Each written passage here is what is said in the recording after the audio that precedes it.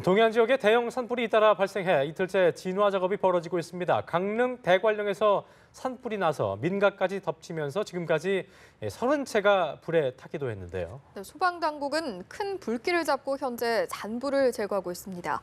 현장에 나가 있는 취재기자 연결합니다. 서영석 기자. 네, 강릉 화재 현장에 나와 있습니다. 보시는 것처럼 제 뒤로는 불길에 휩싸여 무너져버린 민가 한 채가 보입니다. 지붕이 무너져 내렸고 기와장도 다 부서져 있는데요. 연기가 아직도 피어오르고 있고 그 뒤로는 쓰다 남은 가스통이 보이기도 합니다.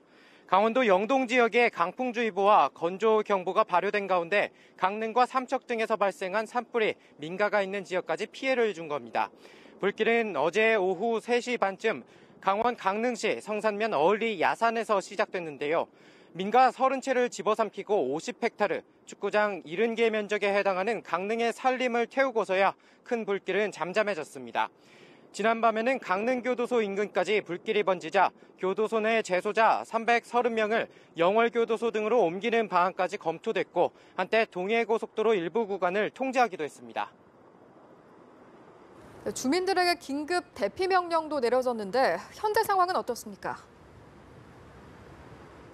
네, 보시는 것처럼 이틀째 불길이 계속되자 아직도 강릉 시내에는 매캐한 냄새가 이어지고 있는데요. 다행히도 인명피해는 발생하지 않았습니다. 강릉시는 어제 저녁 7시쯤 강릉 성산면 주민 2,500여 명에 대해 대피 명령을 내렸습니다. 성산면 6개 마을에서 면 전체로 대피 명령이 확대된 건데요. 이 가운데 실제 311명의 주민이 근처 성산초등학교와 노인복지회관, 강릉초등학교로 대피했습니다. 주민들은 지난밤 뜬 눈으로 산불 상황을 지켜봐야 했습니다. 불길이 잦아들면서 일부 대피자들은 귀가했고 현재는 30명의 마을 주민들이 대피소에 남아 있습니다. 일부 주민은 불에 타버린 집을 보고 바닥에 주저앉아 울부짖기도 했습니다. 오전 5시 반쯤부터 소방 헬기 20대가 화재 현장에 다시 투입돼 살수 작업을 벌였고 소방 인력과 공무원, 군부대 장병 등 5,700여 명이 본격적인 진화 작업을 이어가 큰 불을 당초 계획했던 대로 오전 중에 잡을 수 있었습니다.